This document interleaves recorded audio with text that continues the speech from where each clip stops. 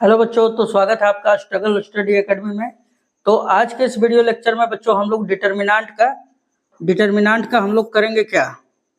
Determinant का हम लोग पार्ट 3 वीडियो करेंगे हम लोग, है ना। डिटरमिनेंट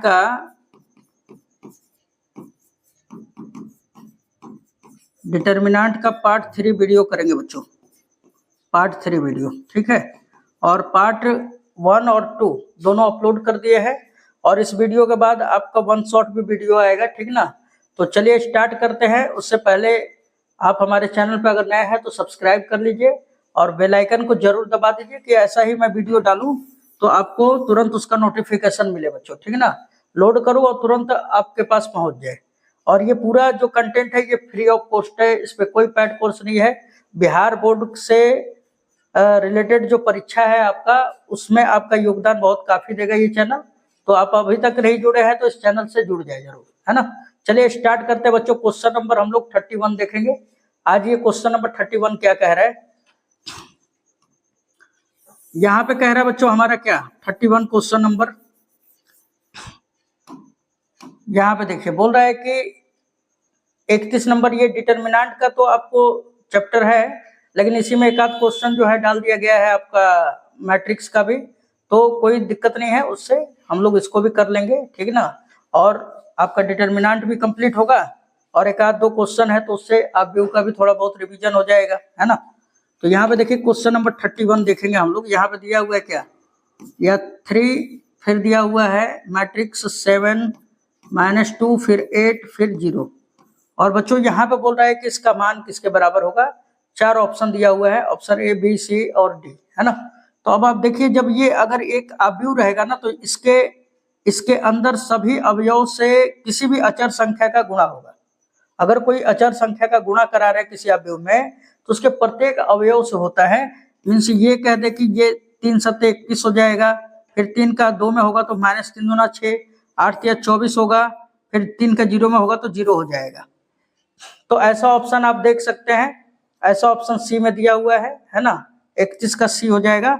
अगर आपका डिटरमिनेंट होता ना तो किसी पर्टिकुलर पंक्ति या स्तंभ में खाली मल्टीप्लाई होता है। तो ये क्वेश्चन नंबर आपका 31 था, और इसका ऑप्शन कौन सा आएगा, सी आ जाएगा। अब आ जाते हैं बच्चों 32 पे, जो कि डिटरमिनेंट का मान निकालना है। अब यहाँ पे देख सकते हैं बच्चों क्वेश्चन नंबर 32, और बोल रहा है determinant is equal to what, है ना, इसका मान निकालना है। और यहाँ पे 4 ऑप्शन दे चुके हैं। तो यहाँ पे देखिए सबसे पहले हम लोग क्या करेंगे, यहाँ पे अब इसको सॉल्यूशन करना स्टार्ट कर देते हैं। तो हम लोग यहाँ पे देखिए, अगर कुछ दिमाग लगा लिया जाए कि 1 और 1 2 होगा, 2 में से ये 2 घटा देंगे तो 0 हो जाएगा। 2 और 2 4 होगा, 4 में से आप 4 घटाइएगा तो 0 हो जाएगा। आप उस तरह करिए, या हम बता दें इसका कैलकुलेशन तो बहुत ही छोटा है, तो आप इसको डायरेक्टली तोड़ लीजिए, है ना। जब तक ये करिएगा तब तक इसका आंसर आ जाएगा। यहाँ पे देखेंगे हम लोग तोड़ देते हैं। यहाँ पे लिख देंगे हम लोग क्या, यहाँ पे लिख देंगे बच्चों के R1 के सापेक्ष प्रसार करने पर, है ना। क्या लिखेंगे हम लोग, R1 के सापेक्ष प्रसार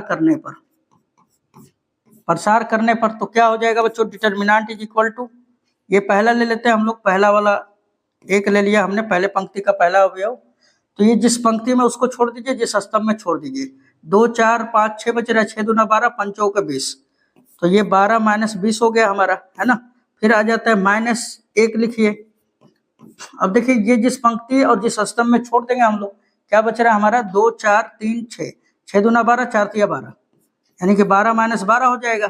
फिर आ जाता है प्लस, फिर तीसरा वाला अवयव ले लीजिए, तो 2 ले लिया हमने। ये जिस पंक्ति और जिस स्तंभ में छोड़ देंगे हम लोग, तो 5 दूना 10, 3 दूना 6 हो जाएगा, ये 10 - 6 हो जाएगा, ठीक है। अब इसको अगर हम लोग आगे सिंप्लीफाई कर ले तो ये हो जाता है डिटरमिनेंट इज इक्वल टू, 12 में से 20 घटेगा तो -8 बचेगा, -8 का 1 में मल्टीप्लाई कराओगे आप, -8 होगा। फिर 12 में से 12 घटेगा, 0 0 का -1 में कराएंगे तो ये माइनस का 0 हो जाएगा।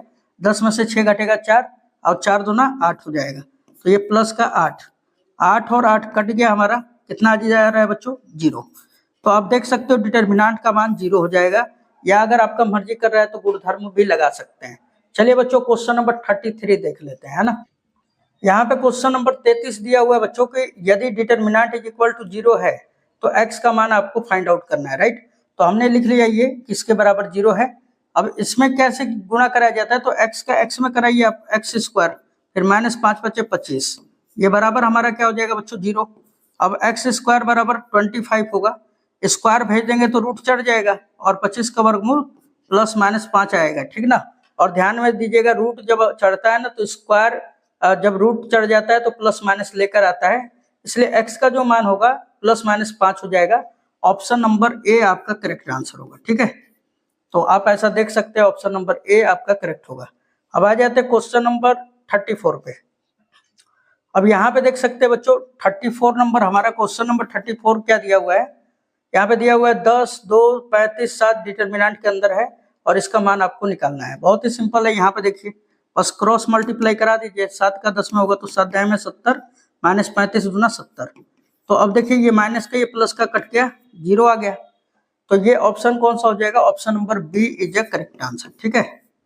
चलिए अब आ जाते हैं 35 नंबर पे। तो 35 में 4 ऑप्शन दे चुका है, 0, 12, 24, 5, है ना। तो चलिए अब इसको निकालते हैं हम लोग। यहाँ पे देखिए कि पहले वाले स्तंभ के अनुदिश ही तोड़ेंगे, क्यों, क्योंकि इसमें 0 ज्यादा है।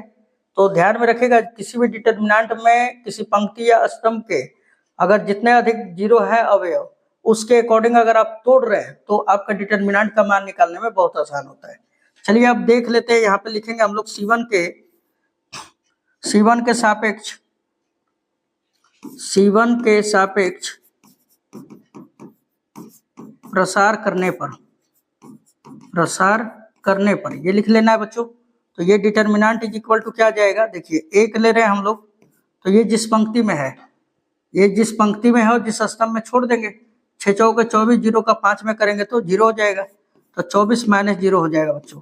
फिर ये माइनस का 0, अब 0 है तो कोई संख्या लीजिए चाहे मत लीजिए, मान में किसी भी प्रकार का परिवर्तन नहीं आएगा, तो आपको लेने की कोई आवश्यकता ही नहीं है, ये प्लस 0 हो जाएगा। 24 में 1 का गुणा कराएंगे तो 24 एकम 24 हो जाएगा, यानी डिटरमिनेंट का मान जो है बच्चों 24 आएगा निकल के, है ना, 24। ऑप्शन नंबर आप देख सकते हैं कितना है, तो सी आपका करेक्ट आंसर होगा, ऑप्शन नंबर सी आपका करेक्ट होगा। अब आ जाते हैं 36 नंबर पे। यहाँ पे क्वेश्चन नंबर 36 है बच्चों, यहाँ पे दिया हुआ है क्या कि इतना डिटरमिनेंट का मान आपको फाइंड आउट करना है कि कितने के बराबर होगा।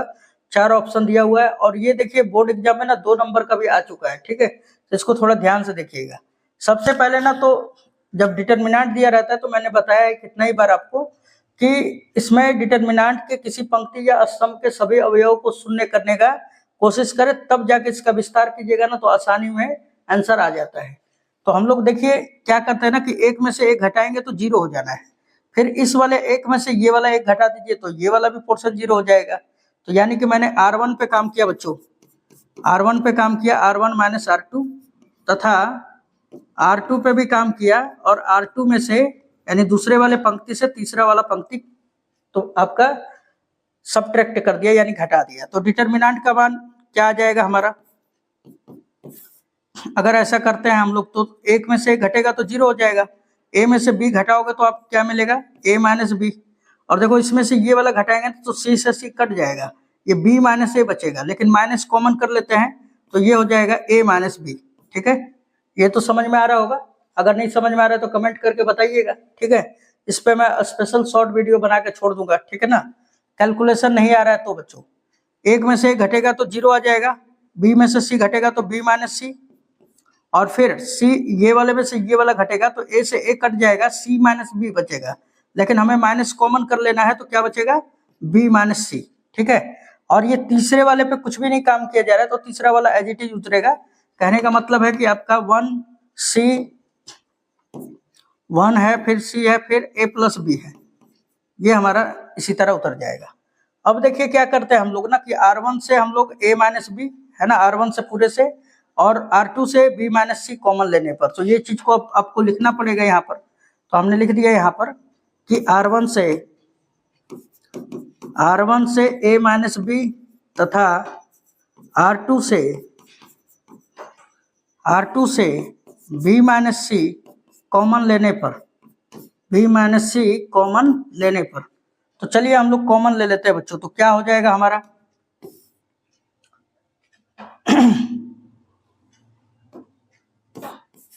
तो जब कॉमन करेंगे तो a minus B into B minus c, है ना। और आपका वहां पे क्या बचेगा, 0 1 माइनस 1, 0 1 माइनस 1, फिर आपका 0 1 माइनस 1, फिर 1 सी ए प्लस बी। अब बात उठ रहा है कि सर यहाँ पे कैसे आप 1 माइनस 1 लिख दिए, तो अब यहाँ पे थोड़ा ध्यान दीजिएगा, मैं यहाँ पे समझा रहा हूँ। यहाँ पे देखिए कि यहाँ से मैंने a माइनस बी R1 से कॉमन कर लिया, तो 0 में से आप कॉमन करेंगे तो 0 ही रहेगा। फिर a माइनस बी अगर निकाल ले रहे हैं तो यहाँ पे 1 बच जाएगा। यहाँ पे भी तो माइनस 1 का गुणा होगा, तो a माइनस बी निकालेंगे तो माइनस 1 बच जाएगा। तो ये हमने वही यहाँ पे लिख दिया है। यहाँ पे देखिए वही यहाँ पे लिखा है बच्चों, यहाँ पे हमने a minus B minus C common कर लिया, यहाँ पे 0 1 माइनस 1 बच रहा है। अब उसी तरह यहाँ पे भी 0 बचेगा, वहां पे 1 बचेगा और वहां पे माइनस 1 बचेगा, नीचे वाला हमारा उसी तरह। अब इसका प्रसार कर देते हैं हम लोग, है ना, C1 के अलोंग हम लोग इसका एक्सपेंड कर देते हैं इसको, राइट। यहाँ पे लिखेंगे C1 के सापेक्ष, C1 के सापेक्ष प्रसार करने पर, ठीक है, ये लिख लेना है आप लोगों को, प्रसार करने पर। तो ये क्या हो जाएगा हमारा, डिटर्मिनेंट इज इक्वल टू ये a माइनस बी और फिर इनटू क्या है b माइनस सी, और यहाँ पे ध्यान दीजिएगा ये तो 0 हो गया, फिर माइनस ये 0 हो गया, फिर प्लस ये 1 ले लेंगे हम लोग। तो अब देखा जाए जब 1 लेंगे ना, तो ये जिस पंक्ति जिस स्तंभ में उसको छोड़ दीजिए, इसको पूरा और इसको छोड़ देंगे। माइनस का 1 में कराएंगे तो माइनस 1 हो जाएगा, तो माइनस 1 लिख दिया। फिर माइनस 1 का माइनस 1 में कराएंगे तो माइनस का 1, लेकिन यहाँ पे माइनस पहले से होगा तो प्लस 1 हो जाएगा। अब थोड़ा ध्यान दीजिए, 1 से 1 कट जाएगा तो बच्चों इसका मान 0 आ जाएगा, और 0 का मल्टीप्लाई 1 में कराओगे ना तो 0 ही हो जाना है, और 0 आपका बच रहा है। तो यहाँ पे देखिए, यहाँ पे हमने क्या लिख दिया, ये डिटर्मिनेंट इज इक्वल टू क्या हो जाएगा, a माइनस बी, फिर ये b माइनस सी, और फिर मल्टीप्लाई इसका मान 0 हो जाएगा। तो डिटर्मिनेंट का मान जो है आपका 0 आ जाना है। तो अब आप देख सकते हैं ऐसा ऑप्शन किसमें है। अब बताइए, ये इसका सॉल्यूशन देखने के हिसाब से तो 2 नंबर का क्वेश्चन हो गया। तो बच्चों आपका ऑब्जेक्टिव के साथ साथ 2 नंबर का भी क्लियर हो रहा है ना। इसको पूरा एकदम रीजन के साथ आपको सॉल्यूशन कराया जा रहा है। चलिए अब देख लेते हैं इसका आंसर क्या होगा। तो आपका क्वेश्चन नंबर 36 था, इसका आप 0 देख सकते हो, ऑप्शन नंबर सी आपका करेक्ट हो जाएगा। चलिए अब आ जाते हैं क्वेश्चन नंबर 37 पर। यहाँ पे देख सकते हो बच्चों, क्वेश्चन नंबर हमारा 37 है और ये हमारा डिटर्मिनेंट दिया हुआ है, ठीक है, और इसका मान हमको ज्ञात करना है। और यहाँ पे ऑप्शन दे चुका है 5 17 8 0, है ना। इसमें देखते हैं कौन सा ऑप्शन होता है। तो चलिए अब देख लेते हैं। सबसे पहले क्या करते हैं ना हम लोग कि देखिए, C1 पर अगर ये C2 को जोड़ दे तो 2 और 1 3, और 3 में से ये वाला 3 घटा देंगे तो 0 हो जाएगा। 2 और 4 6 हो जाएगा, 6 में से 6 घटाइएगा तो 0, 1 1 2, और 2 में से ये 2 घटाइएगा तो 0। कहने का मतलब है कि हम लोग किस पर काम कर रहे हैं बच्चों, C1 पर काम करेंगे। C1 प्लस C2 जोड़ दीजिए और इसमें से C3 को घटा दीजिए, तो क्या मिलने वाला है डिटर्मिनेंट का मान बच्चों, ये वाला पोर्शन पूरा 0 0 हो जाएगा, है ना। और ये 2 4 1 और फिर आपका 3 6 फिर 2 आपका बचने वाला है, ठीक है। अब देखिए, किसी भी स्तंभ का या पंक्ति का सभी अवयव अगर शून्य हो जाता है तो डिटर्मिनेंट का ही मान 0 हो जाता है। तो यहाँ पे लिख देंगे कि चूंकि C1 के सभी अवयव शून्य है, सभी अवयव शून्य है, और इसलिए इस डिटर्मिनेंट का मान क्या हो जाएगा बच्चों, इसलिए इस डिटर्मिनेंट का मान 0 के बराबर हो जाएगा, ठीक है। इसलिए इस डिटर्मिनेंट का मान 0 के बराबर हो जाएगा, यही आपका आंसर होगा। अब ऐसा ऑप्शन देख सकते हैं आप लोग, है ना। 0 किस में आया है, तो ऑप्शन नंबर 37 का डी हो जाएगा correct answer, option number D, ठीक है। अब आ जाते हैं 38, जो कि आपका one of the best question है ना, दो नंबर में भी आ चुका है ये। तो चलिए देख लेते हैं। हाँ तो बच्चों, यहाँ पे क्वेश्चन नंबर 38 है, जो कि आप देख सकते हैं, बोल रहा है कि सारणी कितने का इतना बराबर क्या होगा, है ना, और 4 ऑप्शन दे चुका है आपको। तो यहाँ पे देखिए, यहाँ पे हम लोग क्या करते हैं, इसको सॉल्यूशन करना स्टार्ट करते हैं। देखिए, हमने बताया आपको नियम ना कि आप किसी भी डिटर्मिनेंट के किसी पंक्ति या स्तंभ के अवयव को ज्यादा से ज्यादा शून्य करने का कोशिश करें। ताकि आपको क्या होगा ना कि ये आसान हो जाएगा, है ना। तो यहाँ पे देखिए आपकी R1 में से R2 को घटा दीजिए। तो R1 पे हमने काम किया बच्चों, R1 माइनस R2, ठीक है। और फिर R2 में से R3 को घटा दीजिए, R2 पर काम करेंगे, R2 माइनस R3 का प्रयोग करेंगे। तो ये डिटर्मिनेंट का मान क्या हो जाएगा बच्चों, यहाँ पे देखिए, एक में से एक घटेगा तो ये तो जीरो, फिर a में से b घटेगा तो a माइनस बी, और a स्क्वायर में से b स्क्वायर घटेगा तो a square minus b square होगा। तो इसको लिख लेते हैं हम लोग ना डायरेक्टली a माइनस बी और इंटू a प्लस बी, ठीक है। उसके बाद अब देखिए, एक में से एक घटेगा तो ये भी पोर्शन जीरो, b माइनस सी होगा, फिर यहाँ पे बी स्क्वायर माइनस सी स्क्वायर होगा, तो क्या लिखेंगे, b माइनस सी इंटू बी प्लस सी, राइट। और तीसरा वाला देखिए, पंक्ति पे कुछ भी काम नहीं किया है तो तीसरा वाला उसी तरह उतर जाएगा, 1c सी स्क्वायर, राइट। अब यहाँ पे थोड़ा ध्यान दीजिएगा। अब यहाँ पे ध्यान क्या देना है बच्चों कि हम लोग R1 से देख रहे हैं कि a माइनस बी कॉमन है, और R2 से देख रहे हैं कि b माइनस सी, या यहाँ पे भी b माइनस सी कॉमन हो जाएगा। तो R1 तथा R2 से यहाँ पे लिख देंगे, R1 तथा R2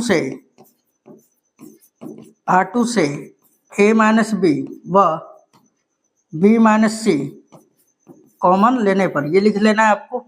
तो जब कॉमन ले लेंगे तो बच्चों क्या बचेगा, यहाँ पे तो जीरो बचेगा, यहाँ पे 1, और यहाँ पे a प्लस बी बचेगा। यहाँ से जब b माइनस सी R2 में से लेंगे ना तो यहाँ पे जीरो, यहाँ पे 1 और यहाँ पे b प्लस सी बचेगा, ठीक है।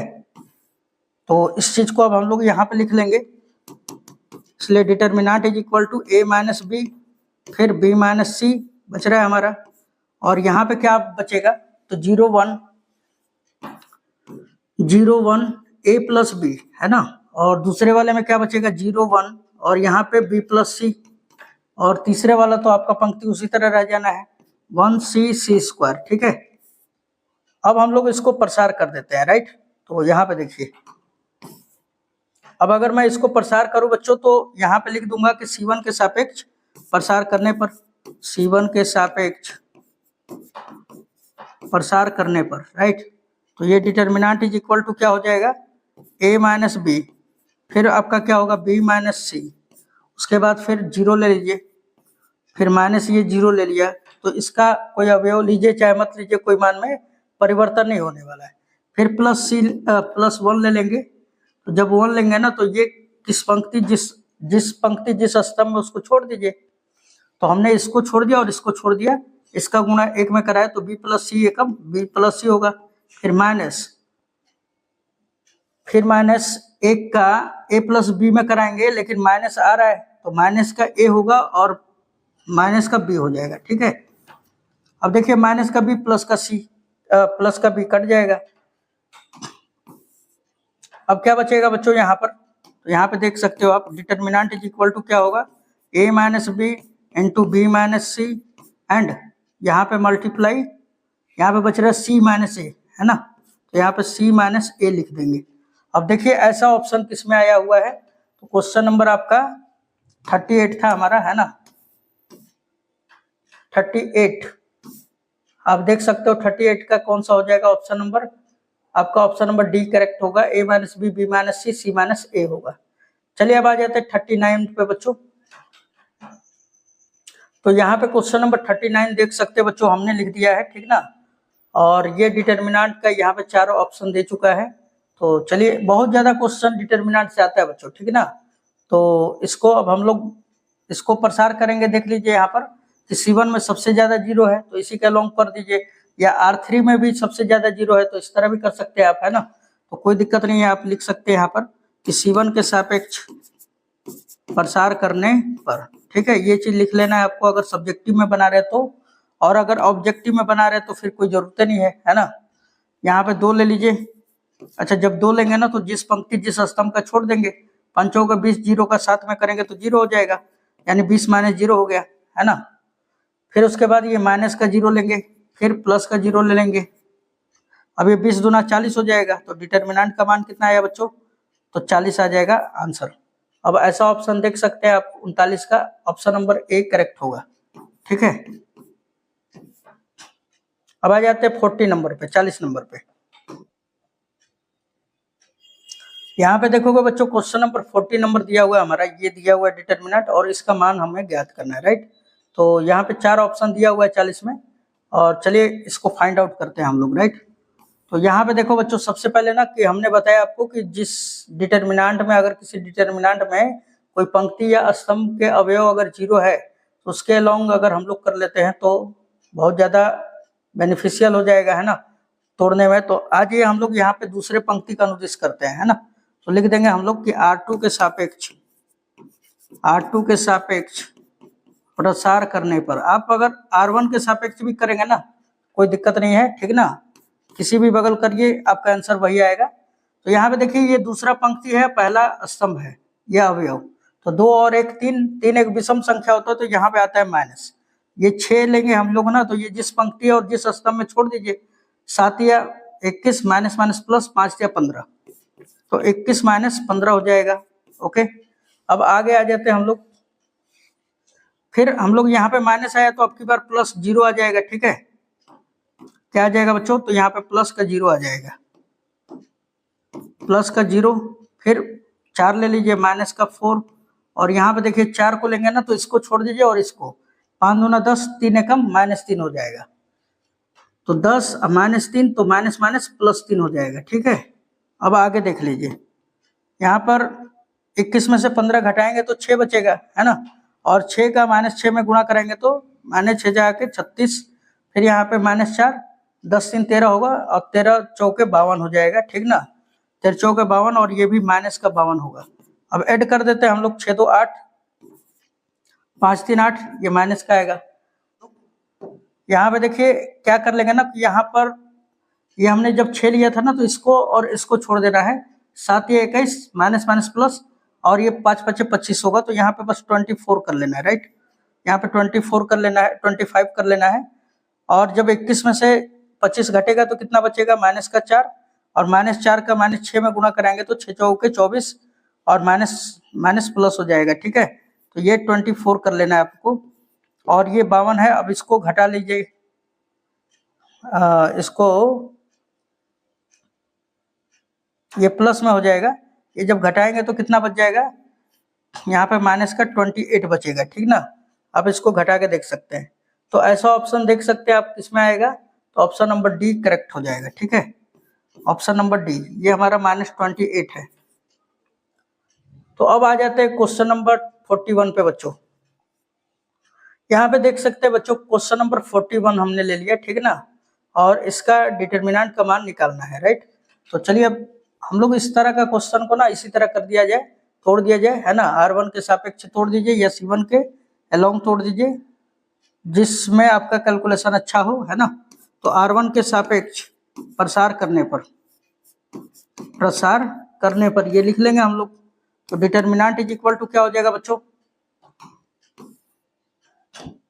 यहाँ पे देखिए, तो ये जब 2 लेंगे ना तो ये जिस पंक्ति और जिस स्तंभ में छोड़ देंगे, 8 8 64, ये माइनस का 64 होगा, फिर माइनस 5 दूना 10, माइनस माइनस प्लस 10 हो जाएगा, फिर आपका ये माइनस का 5 ले लेंगे, तो अब देखिए जिस पंक्ति जिस स्तंभ में छोड़ दीजिए, 8 6 48, 3 दूना -6, 48, और ये -6 है, और यहाँ पे माइनस आता है, तो क्या हो जाएगा, प्लस का 6 हो जाएगा, राइट। अब उसके बाद 7 ले लेते हैं, प्लस का 7, और ये जिस पंक्ति और जिस स्तंभ में छोड़ देंगे तो 5 5 6 30, और 8 या 24, माइनस का है 30, और ये माइनस माइनस प्लस हो जाएगा आपका 6 5 30, और 8 या 24। चलिए अब इसको कैलकुलेट कर लिया जाए, तो ये हो जाएगा बच्चों क्या हमारा, ये हो जाएगा डिटर्मिनेंट इज इक्वल टू 64 में से 10 घटेगा तो 54 बचेगा, 54 दूना -108 हो जाएगा, है ना, और फिर यहाँ पर 48 6 आपका कितना हो जाएगा, 54 हो जाएगा, और 48 6 54, 54 का हम लोग 5 में मल्टीप्लाई कराएंगे तो माइनस रहेगा ही आपका, है ना, 5 के 20 के 0, 5 5 25, 2 27 हो जाएगा, और फिर प्लस यहाँ पे 30, और ये 54 हो जाएगा, 54 साते प्लस, तो 7 चौका 28, हाथ में 2, 7 5 35, और 2 37 हो जाएगा, 378 हो गया। अब ये दोनों जोड़ देते हैं हम लोग, तो देखिए यहाँ पर ये 200 है और ये एक 300, 378 हो जाएगा, ये माइनस का 378, और ये प्लस का 378, यानी ये सारा कट के क्या आ जा रहा है बच्चों, 0 आ जाएगा। तो ऐसा ऑप्शन देख सकते हैं आप 41 का, ऑप्शन नंबर ए करेक्ट हो जाएगा, right. Option number A is a correct answer. अब आ जाते हैं 42 पे बच्चों। यहाँ पे देख सकते हैं बच्चों क्वेश्चन नंबर 42 पर आ जाते हैं हम लोग, है ना। और यहाँ पे भी बोल रहा है डिटरमिनेंट का मान आपको ज्ञात करना है, राइट। तो चलिए अब इसको ज्ञात कर लेते हैं हम लोग। यहाँ पे देखा जाए बच्चों तो यहाँ पे हम लोग इसको तोड़ लेते हैं, और हमने बताया था जिस पंक्ति या स्तंभ में डिटरमिनेंट का अवयव अगर शून्य है तो उसी अलोंग हम लोग इसको एक्सपेंड करें तो ज्यादा आंसर बढ़िया आने का जरूर रहता है ना। तो हम लोग C1 के सापेक्ष प्रसार करते हैं, लिखेंगे C1 के सापेक्ष प्रसार करने पर ये चीज लिख लेना आपको, ये डिटरमिनेंट इज इक्वल टू क्या हो जाएगा, ये 4 ले लेते हैं। तो 4 जब लेंगे ना तो ये जिस पंक्ति जिस स्तंभ में छोड़ दीजिए, 2 दूना -4 और 7 दूना -14 होगा। तो यहाँ पे तो -4 आएगा, लेकिन यहाँ पे -14 माइनस का है तो ये प्लस का 14 हो जाएगा, राइट। अब एक ले लेते, सॉरी ये C1 के अलोंग कर रहे हैं ना, तो ये हमारा माइनस का 0 हो जाएगा। 0 लीजिए, 0 को छोड़िए चाहे पकड़िए, कोई दिक्कत नहीं है, ठीक। अब प्लस का 5 ले लेते हैं, तो 5 को हम लोग जिस पंक्ति जिस